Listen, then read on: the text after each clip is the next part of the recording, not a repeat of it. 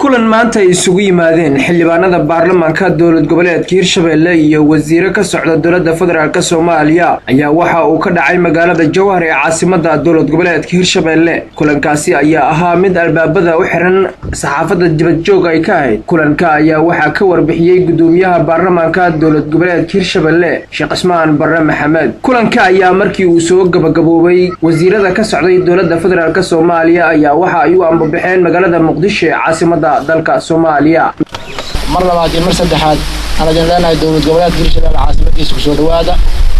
inta kadib warka aad uma badna waxaad la socotiin maalmahan xoogaha inuu Hirshabelle isbedel ku soo kordhay idinkuna waxaad u timaadeen isbedelkaas. maanta waa maalin jimco ah, maalin shaqo ma aha. waa adinka waxaad naga codsadeen fadhigaan degdeg ah xildhibaanada runtii waxaa la dhihi karaa maanta qofka ma maqno. waxaa ka maqan xildhibaanada 9 ruux oo fasax ku maqan. 98 xildhibaan dowlad goboleedka Hirshabelle ayaa hadda shaqeysa.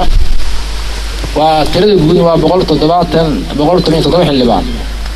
waxaa ka maqan si hadda la ii sheegay 9 xildhibaan oo fasax ku maqan.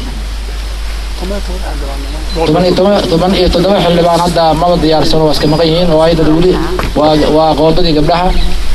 wasiirada sharafta leh waxaan idinku soo dhaweynaynaa wixii warbixin aad haysiin, wixii ayaga aad ka codsanaysaan waa diyaar. waxaan idin leeyahay xildhibaanada waad aragtaan qofka ma maqna. haddii ladin xoogaa ladin yiri waa xildhibaanadu waa iskhilaafsan yihiin ama waxbaa ka maqan, waxaan is leeyahay ishiina adin macallima waa halkaa waa fadhiya. waa 9kaas xubnood ka maqan fasax ku maqan oo qaar xanuunsiin qaar shaqo ku maqan yihiin. xildhibaanada inta badan wasiirada badiina 32 xildhibaan ayaa wasiirada waa fadhiyaan iyaga laftoodii. ninka marna waa wasiir marna waa xildhibaan labadii xiloo isku haya maadaama ay tihiin guddigii muxuu ahaay howlahaas maanta ama buuqaas ku soo baxay. Hirshabelle wax buuq kama jiraan, xildhibaanada Hirshabelle wax khilaaf kama jiraan, waxaba yaraatee muxuu ahaay karaas kama jiraan, shaqadooda ay caadi u wataan. isbedelkana waa dhabo saacad walba imaan karaa.